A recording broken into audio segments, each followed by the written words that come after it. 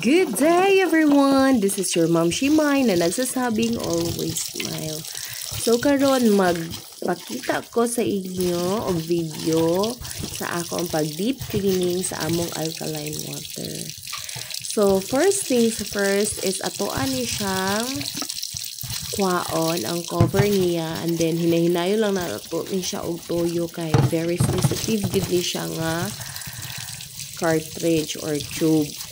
Kay once nga magarasan ako siya sa kung kuko is mo lubong yun na siya. Pero kato kung gipakita sa inyo nga naana na siya garas is daan na siya sa una. Kay pag start na ko og limpyo ani niya is naana man na siya. So hinahinayo na to na siya og kusko sa sponge.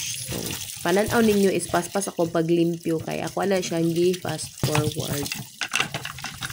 So dili man ako makuot ni siya kay lalo man niya gamay, gigamitan na lang nako og sandok nga wood kay para malimpyuhan pud to. Kay pag brown na gani na siya, apil tong iyahang kuan katong isa, kasabot ana daghan na siya glapok. So wala gid mi gagamit og mineral water. Katurag yung alkaline kay naka-install na magud na siya daan diri pag abot na ako. Unya makagamit rami og mineral water kung walay agas sa linya.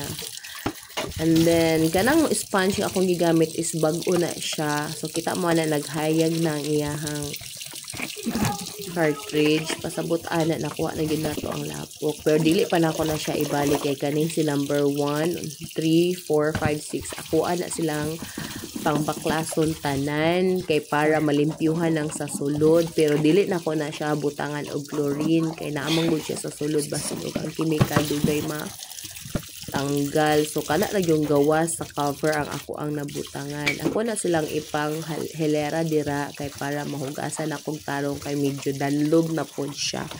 Then dugay-dugay pod na ako ni wala na deep cleaning kay sa una dili ko pasalig maglimpyo ani guys. Kay basin og mamali ko makasab-an ko sa akong amo. Ang ako na problemahan ani manggod kani siya. Nabalhin manggod ni siya og butangan nako, and then katong area is tuluan siya, and then nadikit siya sa wall, medyo nag yellowish gyud diri nga part. So maklaro gyud din na sa video no.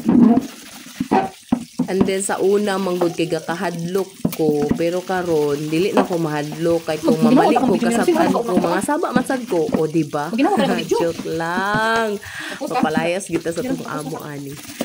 And then gibutangan na nako na og kanang gamay lang gud nga dunlok. Then na gyud nga part nag-struggle gyud ko. Wala na gyud ako na siya giduot og brush kay basig mga kuan na iyang color ba iyang cover.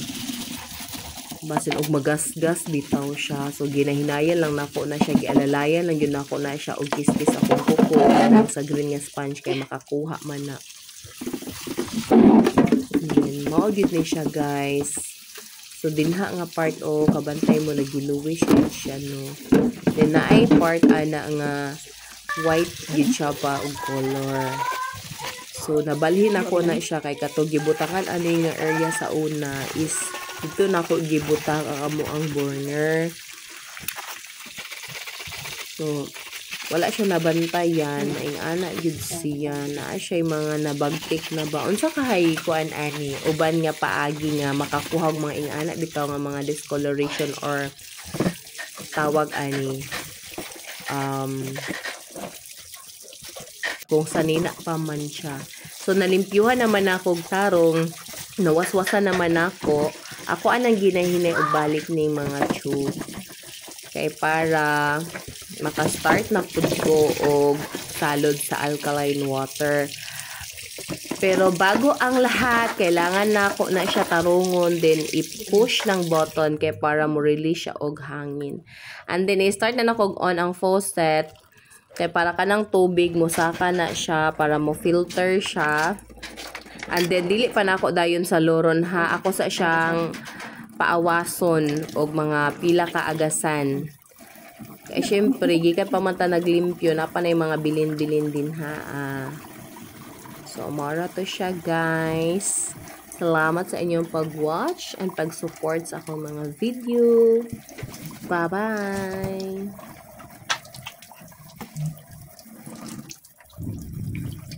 Tapos para sa output nga, kanito mag-water din. Isa na siya, guys. Drainer din. Ayan, ayan. Ayan,